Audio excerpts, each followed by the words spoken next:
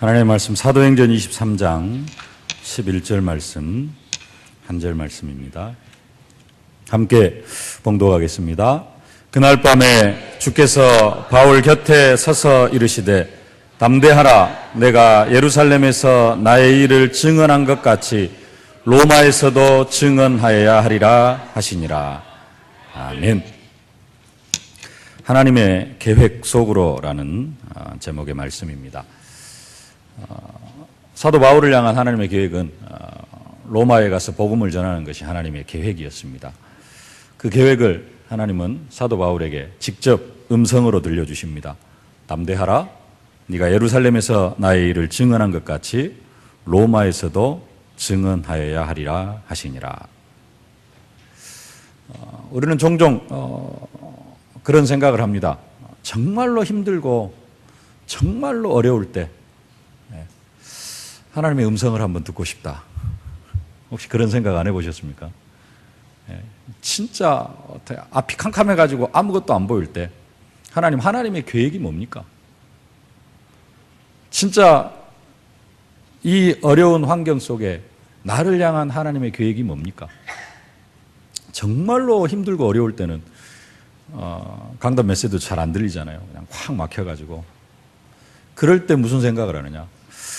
하나님께서 직접 그냥 뭐라고 한마디만 해주시면은 내가 모든 이 고통도 싹 잊고 이 모든 정말로 이 어려운 환경도 능히 이기고 감당해 나아갈 수 있을 것 같은데 하나님의 뜻과 계획이 뭔지를 몰라가지고 하나님, 내가 고민하고 심히 죽게 되었습니다.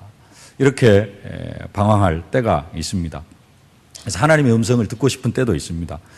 별로 그렇게 힘들지 않으면 하나님의 음성 들으려고는 별로 생각을 안 하는데 정말로 힘들면 그런 생각을 하기도 합니다.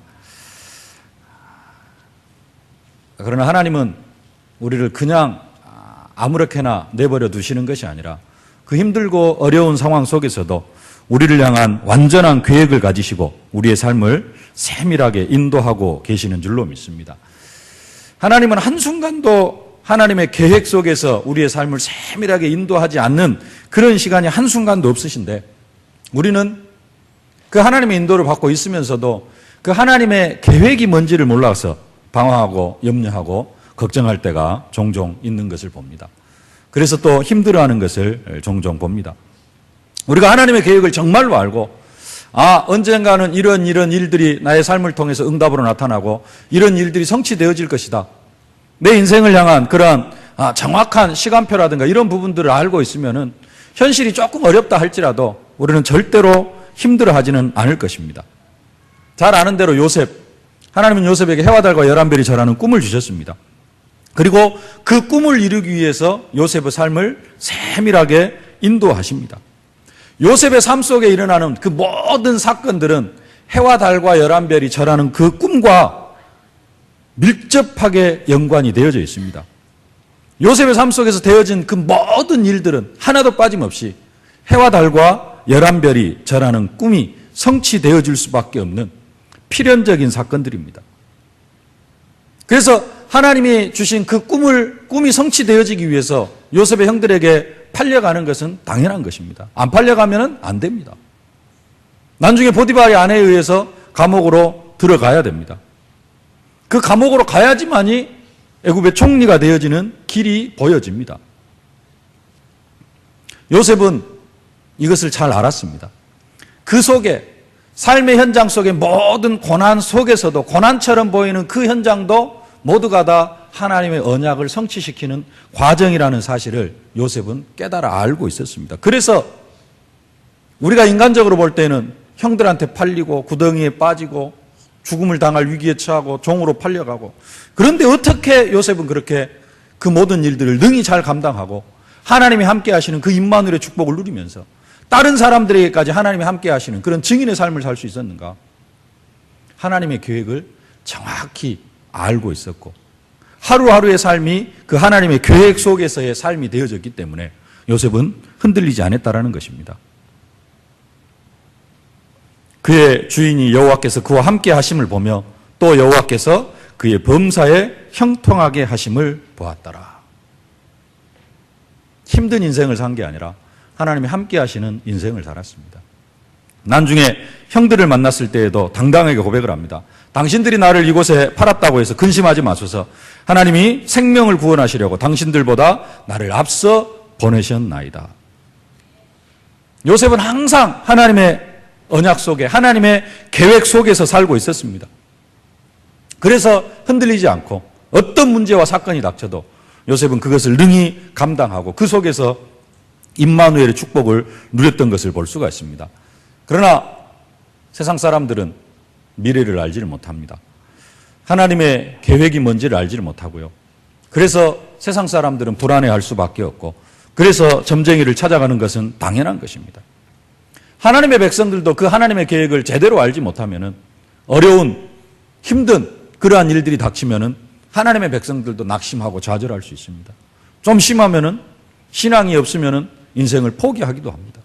좌절하기도 합니다. 어떻게 하면 우리도 정말로 우리의 인간의 힘으로 어쩔 수 없는 그러한 고난이 닥칠 때, 그렇게까지는 아니라 할지라도 현실이 조금 어려워질 때 어떻게 하면 우리가 요셉처럼 그 고난과 시련 앞에서 흔들리지 않고 믿음으로 승리할 수 있을 것인가? 오늘 몇 가지를 생각하면서 정말로 이기고 또 이기는 응답 속으로 들어가실 수 있기를 주님의 이름으로 축복합니다. 먼저 한 가지 고백되어져야 될 게 있는데, 하나님은 어떤 상황 속에서도 우리의 삶을 인도하고 계신다라는 사실입니다. 모든 사건들 속에서, 아니면 엄청난 사건 속에서 이 사건을 향한 하나님의 계획이 구체적으로 뭔지는 우리가 깨닫지 못할 수도 있습니다. 그 사건을 처음 딱 접했을 때에는 하나님의 계획이 뭔지 모를 수도 있습니다. 지나놓고 사건이 대충 해결되어지면서 그때쯤 하나님의 계획이 발견되어질 수도 있습니다. 처음에 하나의 사건이 딱 터졌는데 그 사건 속에 하나님의 계획이 이거다, 이렇게 확실하게 깨닫고 누리는 사람은 아마 그다지 많지는 않을 겁니다. 그러나 그럴 때에도 분명한 것은 뭐냐?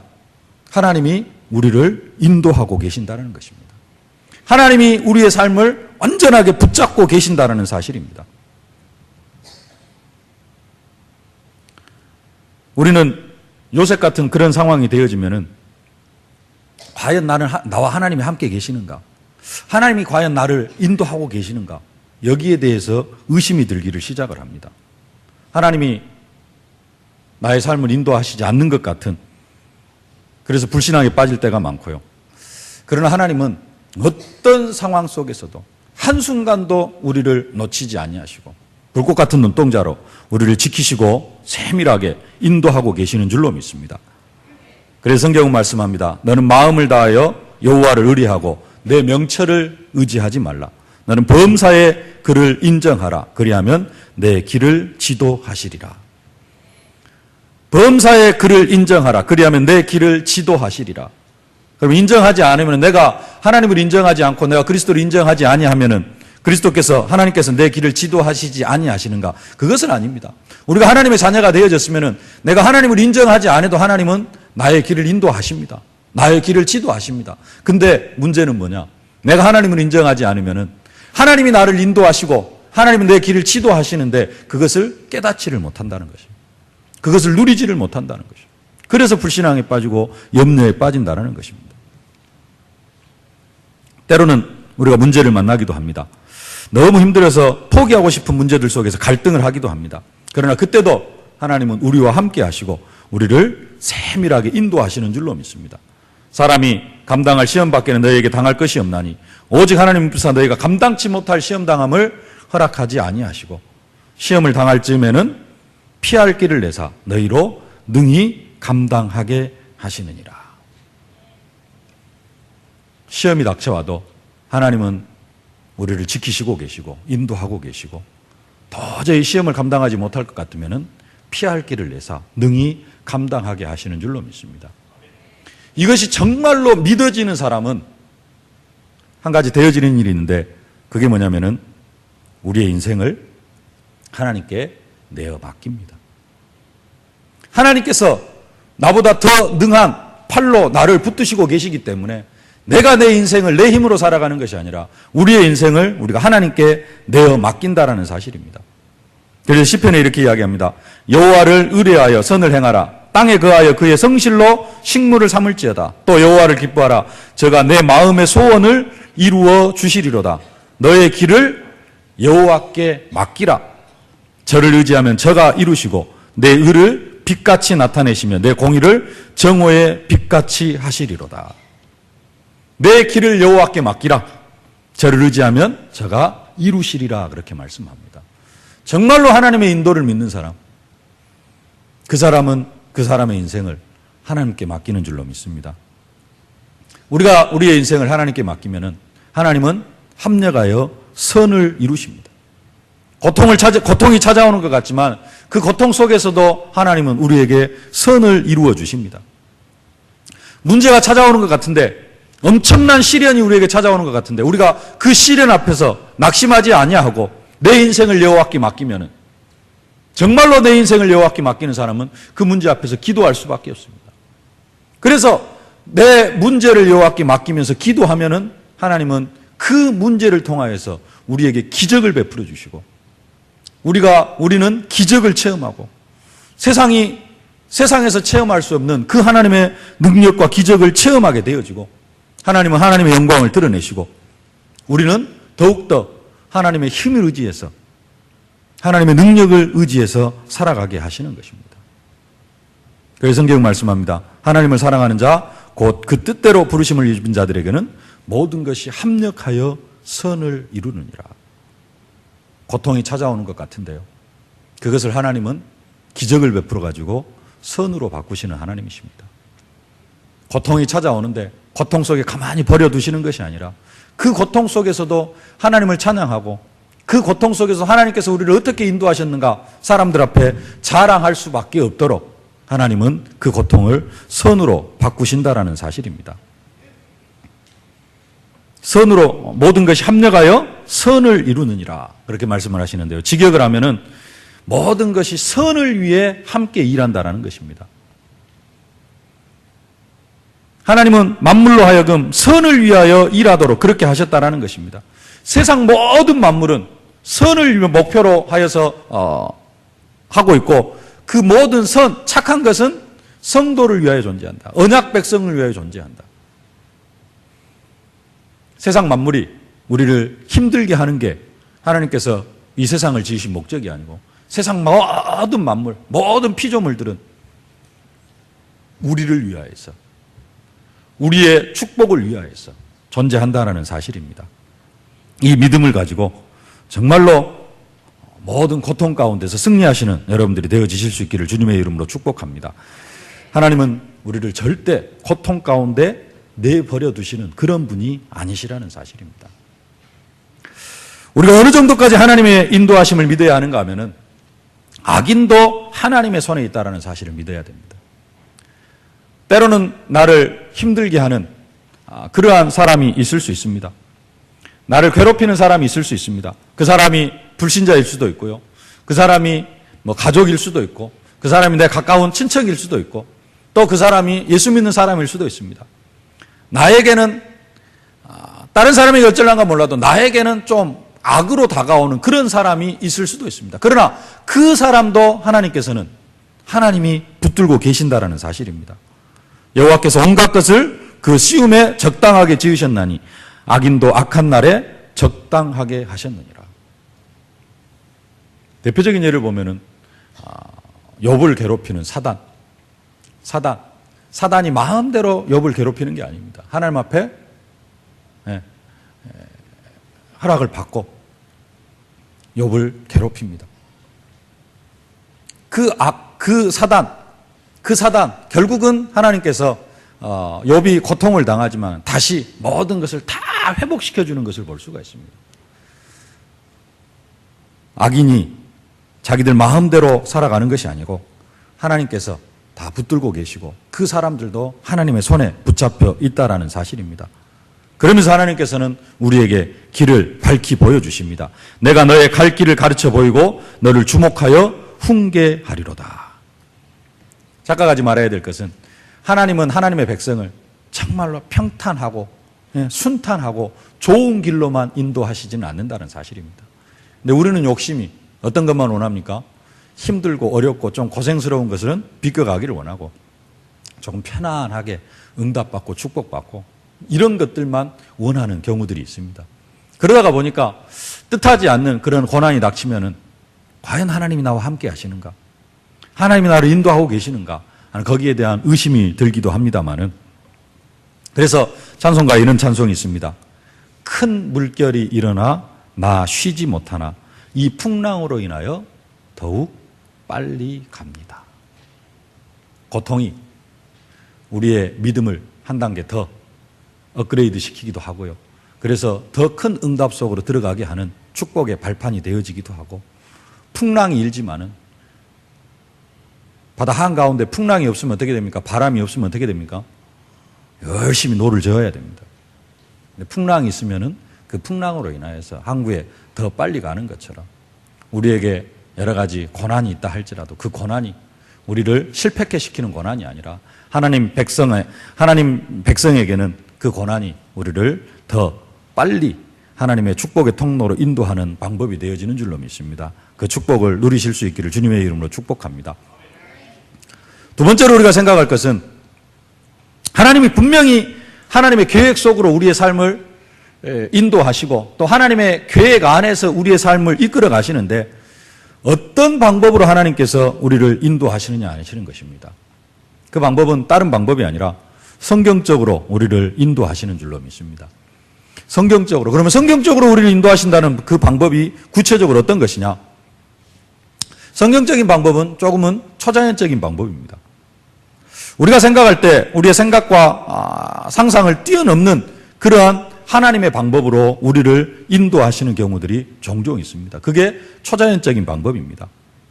구체적으로 보면은 하나님께서 빌립 집사님과 에디오피아 내시를 만나게 하는데 초자연적인 방법으로 역사하십니다. 직접 주의 사자가 빌립에게 말하여 이르되라고 그렇게 성경을 이야기를 합니다. 주의 성령께서 빌립에게 직접 말씀을 들려주십니다. 그래서 광야로 가라. 다른 것도 아니고 광야로 가라. 그렇게 말씀을 들려주시고요. 그래서 빌립 집사님이 광야로 가니까 그곳에서 에디오피아 내시와 이렇게 만나게 되어집니다. 거기서 또 주의 사자가 빌립에게 이르되 그러면서 또 수레로 가까이 가라 이렇게 명령을 합니다. 지금은 하나님께서 직접 성령께서 직접 우리에게 음성을 들려주시는 경우들이 많지는 않습니다. 가끔 그런 경우가 또 있긴 하는데요. 근데 이런 하나님의 방법은 하나님께서 우리를 인도하시는 방법은 조금 초자연적인 그런 방법들도 있다라는 사실입니다. 하나님은 베드로와 고넬료를 만나게 하시려고 할 때도 베드로에게 식사 시간에 환상을 보여주십니다. 밥을 먹으려고 하는데 좀 시장할 때 환상을 보여주는데 하늘에서 보자기가 내려오죠. 그 보자기 속에는 도저히 먹을 수 없는 율법적으로도 먹어서는 안 되는 부정한 짐승들만 그 속에 들어 있습니다. 그 보자기를 보여주시면서 네가 이것을 먹어라. 베드로가 나는 부정한 것을 절대 먹을 수 없습니다. 내가 깨끗하다고 한 것을 네가 부정하다고 하느냐? 먹어라. 3번 동안이나 3번씩이나 이렇게 하나님께서 환상을 보여주십니다. 그리고 거의 비슷한 시간에 고넬료에게도 환상을 보여주죠. 그래서 요바에 가서 베드로를 찾아가지고 데리고 와라. 베드로가 그 환상에서 깨어나니까 문 밖에 사람이 와 있죠. 그래서 그 사람을 따라갑니다. 그리고 그 사람을 따라가서 고넬료 가정이 구원을 받는 그런 응답과 축복이 체험되어지는 것을 볼 수가 있습니다. 이런 모든 것들이 초자연적인 하나님의 역사입니다. 헤롯 왕이 야고보 사도를 죽였습니다. 야고보 사도 하나님의 뜻에 의해 순교를 당했습니다. 그런데 그날 베드로 사도도 잡혔습니다.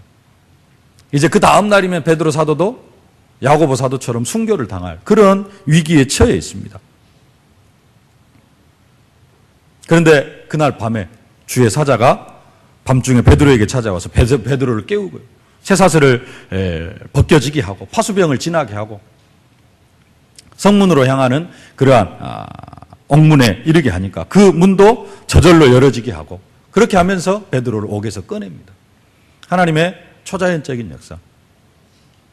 동일하게 지난주에 봤던 사도 바울과 신라가 감옥에 갇혀가지고 찬송하고 기도하고 찬송할 때 착고가 풀리고 옥문이 열리고 간수는 죄수들이 다 도망했는가 생각해가지고 자결하려고 하는 이러한 부분들이 다 초자연적인 역사. 하나님 지금도 이런 방법을 또 사용하고 계시는 줄로 믿습니다. 완전히 끊어진 게 아니라 지금도 우리가 정말로 기도하면은 그런 초자연적인 역사로 우리의 삶을 인도하시기도 하십니다.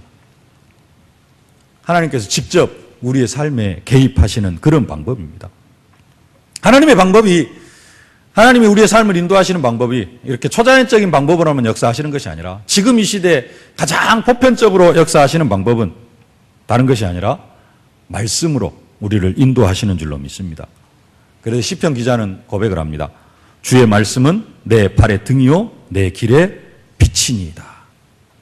또 우리에게 더 확실한 예언이 있어 어두운 데 비치는 등불과 같으니 날이 새어 샛별이 너의 마음에 떠오르기까지 너희가 이것을 주의하는 것이 가하니라. 하나님의 말씀을 주의하는 것이 가하니라 라고 말씀합니다. 잠언 6장 23절에는 대저 명령은 등불이요 법은 빛이요 훈계의 책망은 곧 생명의 길이니라. 이렇게 말씀하시면서 정말로 우리가 하나님의 인도를 받으려고 하면 하나님의 세밀한 인도 속으로 들어가려고 하면 또 하나님의 완벽한 계획 속으로 들어가려고 하면 하나님의 말씀을 따라가야 할 것을 말씀하고 있습니다. 또 한 가지 하나님께서 우리를 인도하시는 방법은 사람을 통하여서 인도하십니다. 하나님의 방법도 사람이고요. 예수님의 방법도 사람입니다. 그래서 우리가 사람의 권고와 사람의 충고도 잘 들을 수 있어야 됩니다. 이스라엘의 최고의 왕 다윗 왕입니다.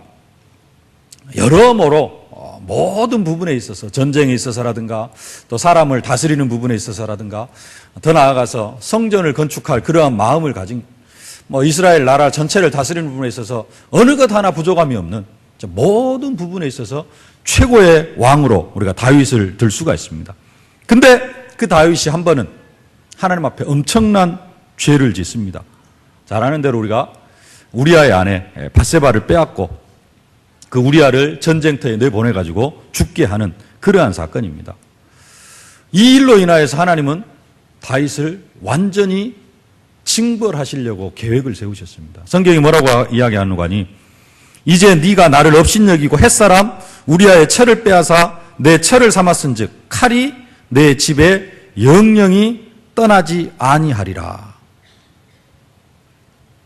여호와께서 또 이처럼 이르시기를 내가 내 집에서 재화를 일으키고 내가 내 처들을 가져 내 눈앞에서 다른 사람에게 주리니 그 사람이 내 처들로 더불어 백성 백주에 동침하리라.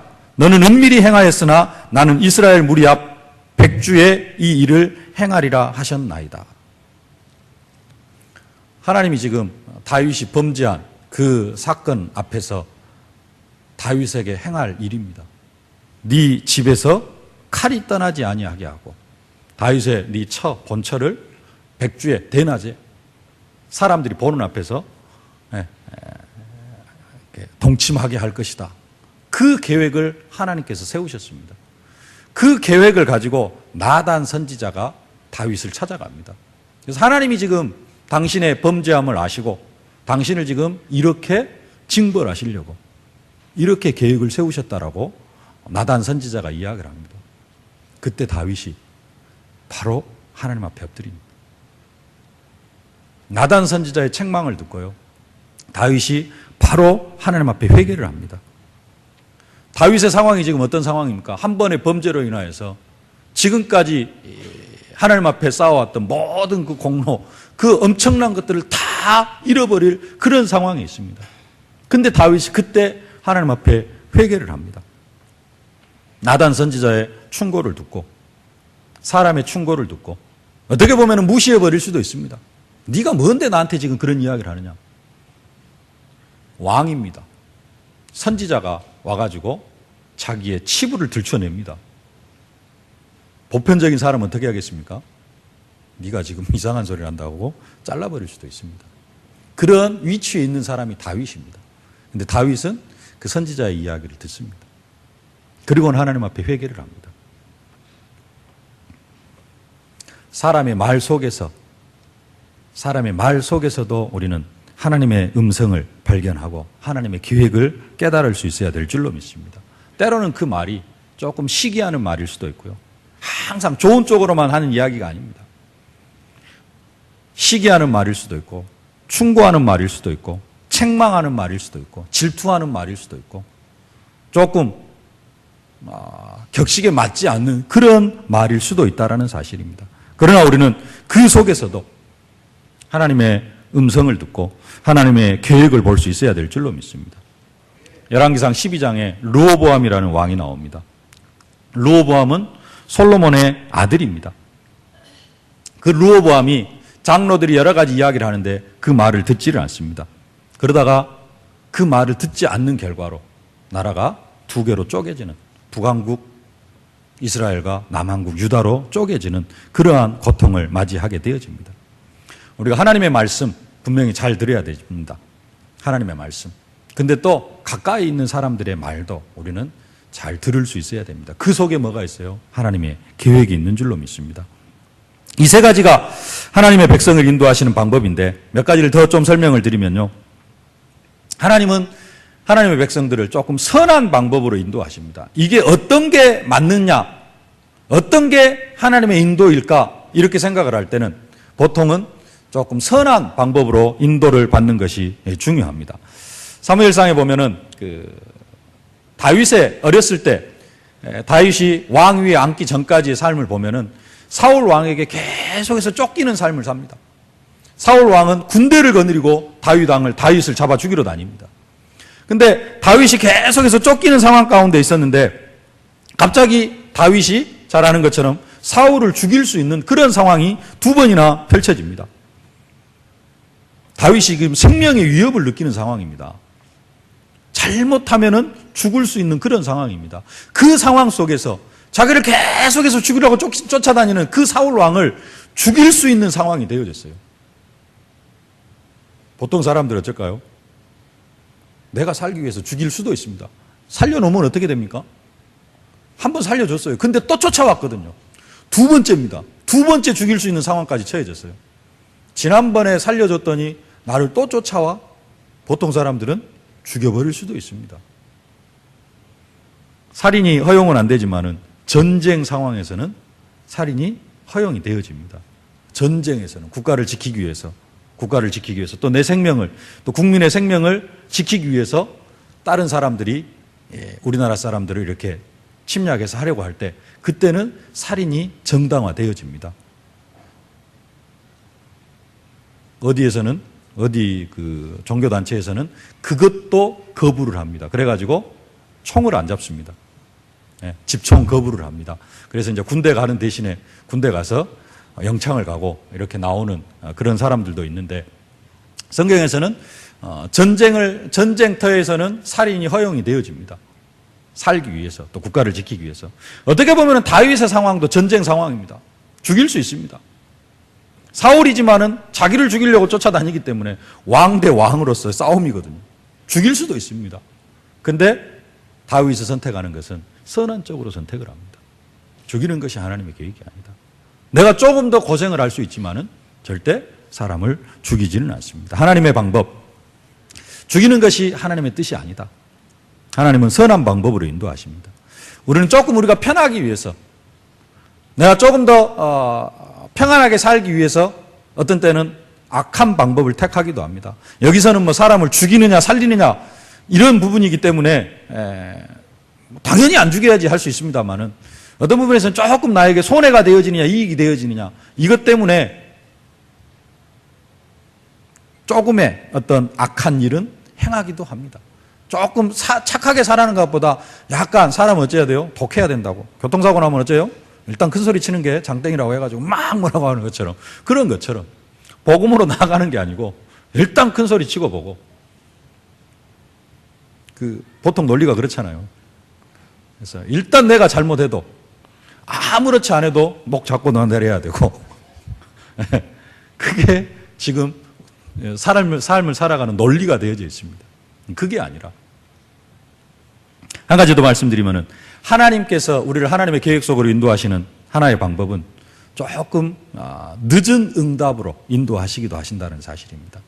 응답이 딱딱 빨리빨리 우리에게 다가오는 것이 아니고 응답이 천천히 오는 경우도 있습니다. 나는 급한데, 나는 좀 빨리 응답해 주셨으면 좋겠는데 하나님의 인도가 조금 늦은 응답으로, 하나님은 늦게 응답하시는 게 아니라 하나님의 정확한 시간표로 인도하시는 것인데 우리 기다리는 입장에서 보면은 그게 너무 더디기도 하고 너무 응답이 안 되어지는 것 같은 그러한 상황이 펼쳐질 때도 있다는 것입니다. 요셉이 13년을 기다렸죠. 다윗도 17살에 기름 부음을 받고 30살에 정식적으로 왕위에 즉위하게 되어집니다. 13년 동안이나 사울에게 계속해서 쫓기는 그런 인생.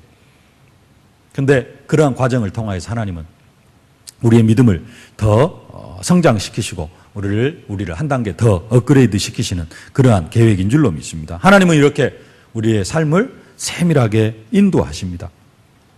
이렇게 우리가 하나님의 인도를 받고 있으면은 하나님은 우리에게 반드시 하나님의 계획을 구체적으로 알려주십니다. 그리고 그 하나님의 계획 속으로 들어가면 우리의 인생은 평탄해질 수밖에 없고요. 이게 정말로 하나님의 계획이다 확실하게 붙잡혀지면은 우리는 흔들릴 필요가 없는 줄로 믿습니다. 그리고 세 번째로 붙잡아야 되는 약은 하나님 자신의 계획을 알려주시는 하나님이십니다. 지금 이 시대에 하나님의 계획을 가장 확실하게 알려주는 방법, 그것은 다름이 아니라 이 강단을 통해서 알려주십니다. 한 주간에 이번 주에 선포되어지는 언약의 말씀이 우리를 향한 하나님의 계획입니다. 오늘 2부 예배 메시지 제목이 항상 기도 24시 기도입니다. 하나님, 이번 일주일을 향한 우리를 향한 하나님의 계획은 뭐냐? 우리가 항상 기도하고 24시 기도 속으로 들어가는 게 하나님의 계획입니다. 여러분 그렇게 붙잡으면 가장 확실합니다. 2014년도를 향한 하나님의 계획은 뭐냐? 이기고 또 이기는 응답 속으로 들어가는 것입니다. 영적으로 이기고 또 이기고, 육신적으로도 이기고 또 이기고, 인간관계에도 이기고 또 이기고, 사명에도 이기고 또 이기고, 그 이기고 또 이기는 방법이 뭐냐? 이번 주에는 항상 기도 24시 기도 속으로 들어가는, 그게 이기고 또 이기는 방법. 이게 하나님의 계획입니다. 왜 그러면 우리가 이기고 또 이겨야 되느냐? 뭐 하기 위해서요? 증인 되어지기 위해서. 사도행전 8절 오직 성령이 너에게 임하시면 너희가 권능을 받고 예루살렘과 온 유대와 사마리아 땅끝까지 이르러 내 증인이 되리라. 하나님의 계획은 뭐냐? 우리가 증인이 되어지는 겁니다. 그리스도의 증인이 되어지는 겁니다. 그리스도가 모든 문제 해결자다. 그리스도가 하나님 만나는 길이요 저주와 재앙에 해방받는 길이고 그리스도만이 사단의 세력을 꺾고 우리에게 승리를 주시는 분이다라는 사실의 증인. 영적 문제, 육신 문제, 내세 문제, 자녀 문제, 후대 문제, 이 모든 문제를 완전하게 해결하신 분이 예수 그리스도시다. 이것의 증인이 되어지는 것, 그게 하나님의 계획입니다. 그 하나님의 계획을 이루기 위해서 하나님은 2014년도에는 이기고 또 이기는 응답을 허락하여 주시고 2013년도에는 재앙 같은 축복으로 함께하여 주시고 2014년도에 우리가 이기고 또 이기는 응답과 축복을 받아 누릴 수밖에 없도록 우리의 삶을 인도하시는데 이번 주에는 항상 기도, 24시 기도. 지난주에는 복음을 기뻐하는 기적. 복음을 기뻐하다가 보면은 성령 충만 받고 메인 것도 다 풀려지는 전도의 문도 열려지면서 이기고 또 이기는 응답과 축복을 누릴 수밖에 없다. 이게 하나님의 계획인 줄로 믿습니다. 이 계획이 무엇을 통해서요? 말씀을 통해서. 초대교회가 사도의 가르침을 받은 것처럼 우리가 말씀의 흐름을 타면은 하나님의 계획 속에서 살아가게 되어지고 그 하나님의 계획 속에 있으면은 우리는 절대 흔들릴 필요가 없는 줄로 믿습니다. 이렇게 강단의 흐름, 말씀의 흐름을 타고 있으면은 되는데 말씀의 흐름을 타고 있어도 어느 순간 또 어려움이 닥칠 수가 있습니다. 환경이 조금 어려워질 수 있습니다. 그럼 그게 뭐냐? 그게 바로 하나님의 계획이라는 사실입니다. 우리는 인생을 살아가다가 말씀을 따라가다가 갑자기 어떤 사건, 나에게 정말로 어려운 사건이 하나 딱 다가오면은 우리는 뭘 놓고 기도하냐면은 빨리 여기서 빠져나가기를 기도합니다. 근데 그게 하나님의 계획이 아니고요. 그 속으로 들어가는 게 하나님의 계획입니다. 늘 하는 이야기입니다만 요셉이 감옥에서 빠져나오면 안 됩니다. 요셉이 종살이에서 빠져나오면 안 됩니다. 그 속에서 하나님 살아계심을 체험하는 게 하나님의 계획입니다. 우리에게도 마찬가지입니다. 우리가 말씀을 따라가는 중에 나에게 큰 어려움이 하나 닥쳤어요. 보통 사람들은 빨리 이것이 지나가기를 원합니다. 그리고 여기에서 비껴가기를 원합니다. 하나님의 계획은 그것이 아닙니다. 그 속에서 영적 싸움 싸우면서 그 속에 있는 것을 하나님이 원하시고 그것이 하나님의 계획이라는 사실입니다. 바꿀 수 없는 환경들이 있습니다. 가족, 남편, 부모 바꿀 수 없습니다. 그러면 그것이 뭐예요? 하나님의 계획입니다. 부모가 예수 믿는 것을 막 핍박할 수 있습니다. 그게 뭡니까? 하나님의 계획이에요. 우리 부모님 빨리 좀 그게 하나님의 계획이 아니라 그 속에서 내가 임마누엘의 축복을 누리는 게 하나님의 계획이라는 것입니다. 언제까지 기다려야 됩니까? 그런 이야기를 합니다. 언제까지 기다려야 됩니까? 그럼 하나님께서 이렇게 말씀합니다. 때와 시기는 아버지께서 자기의 권한에 두셨으니 너희의 알 바 아니요. 너희의 알 바 아니요. 오직 성령이 너희에게 임하시면 너희 권능을 받고 예루살렘 온 유대와 사마리아 땅끝까지 이르러 내 증인이 되리라. 뭐 해라? 그 속에서 오직 성령이 너희에게 임하시면 너희가 권능을 받고 그 속에서 성령 충만함을 누리는 것이 하나님의 계획이라는 겁니다. 그 속에서 영적 싸움 싸워서 이겨가지고 증인이 되어지는 게 하나님의 계획이라는 것입니다. 이게 하나님의 계획 속으로 들어가는 방법입니다. 어제 신방을 갔는데 자녀가 많이 이렇게 고통스러워해요. 질병으로. 다른 게 하나님의 계획이 아니라 그 고통 가운데 있는 것이 하나님의 계획이다. 언제 완치가 되어질 것이냐 그것이 중요한 게 아니고 그 고통, 그 아들의 고통을 통해서 내가 누구를 바라보고 하나님을 바라보고 내가 하나님 앞에 더 기도하는 것 그게 하나님의 계획이다. 고통당하는 아이를 보면서 낙심하지 말고 포기하지 말고 더욱 그리스도 바라보고 더욱더 하나님의 능력을 의지하며 살아가는 것이 하나님의 최고의 계획이다라는 그런 말씀을 드렸습니다. 최악의 상황에서도 우리가 복음으로 이기고 또 이기는 응답을 받는 것 그게 하나님의 계획입니다. 사도 바울이 이 응답을 받았습니다. 사탄의 사자, 육체에 가시가 있었는데요. 그걸 놓고 기도했습니다. 치유받은 것이 아니라 그것이 있을 때마다 더욱더 그리스도를 바라보고 그때 하나님의 능력이 내게 머문다. 이런 고백을 통하여서 사도 바울이 더 응답 속으로 들어간 것을 볼 수가 있습니다.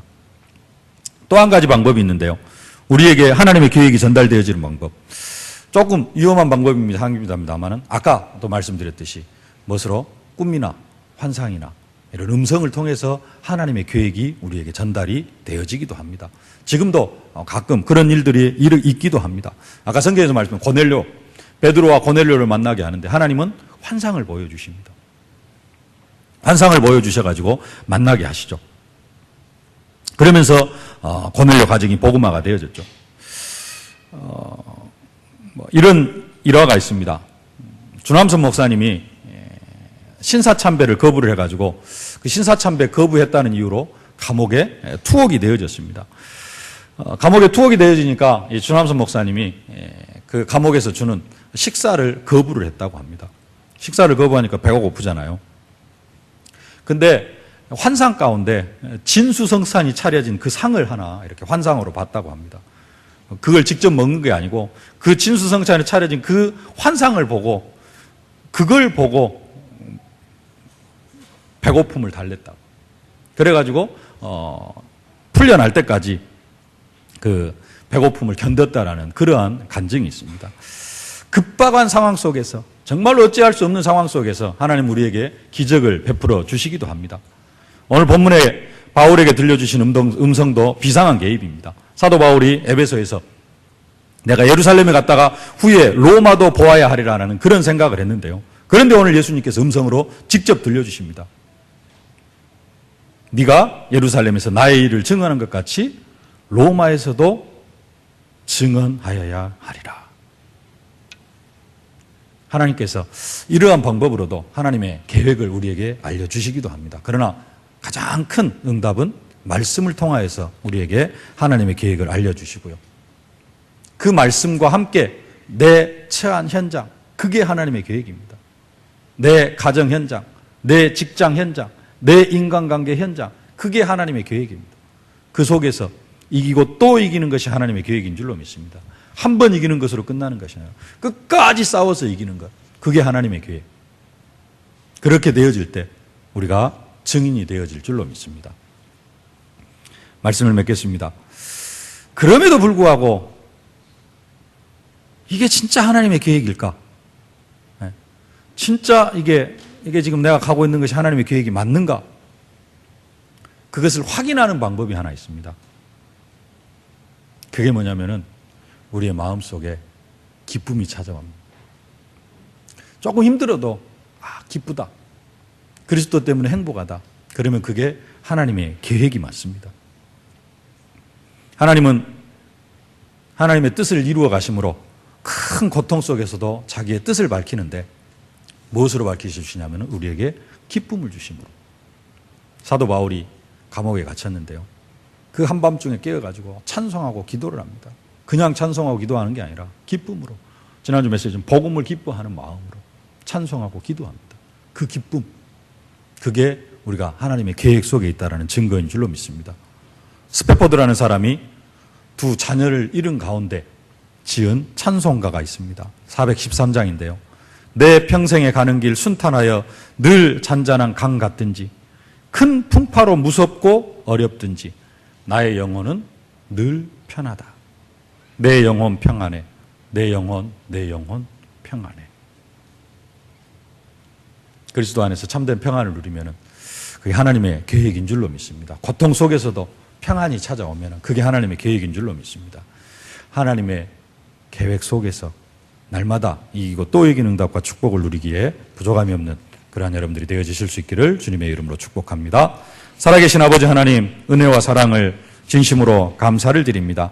우리가 하나님의 계획 속에서, 영원하신 계획 속에서 우리가 날마다 말씀의 인도를 받고 있사온데 아버지 하나님, 정말로 끝까지 인도받게 하여 주시옵시고 이 계획에서 벗어나는 일이 없도록 하나님 저들의 삶을 축복하여 주시옵소서. 하나님의 계획이 저들의 삶 속에 온전히 성취되어짐으로